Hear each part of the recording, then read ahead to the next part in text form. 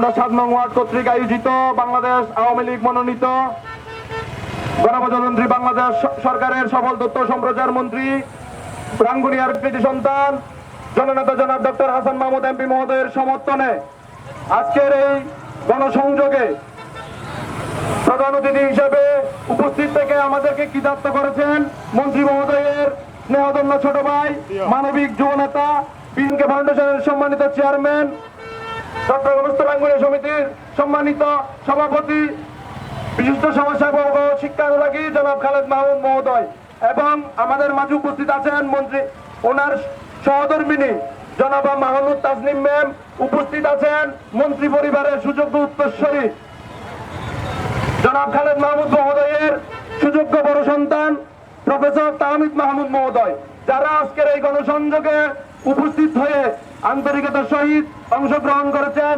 সবাইকে 7 নং ওয়ার্ড পরিবারের পক্ষ থেকে আন্তরিক ধন্যবাদ এবং কৃতজ্ঞতা জানাচ্ছি। আপনারা সকলেই আগামী 7 তারিখ আপনাদের এই রাঙ্গুনিয়ার যে উন্নয়ন, সেই উন্নয়নের দ্বারা যাতে অব্যাহত থাকে, সেই দ্বারা অব্যাহত রাখার জন্য আগামী 7 তারিখ নৌকা মার্কায় একটি করে ভোট দিয়ে জননেতা জনাব ডক্টর হাসান মাহমুদকে আবারও সংসদে পাঠাবেন।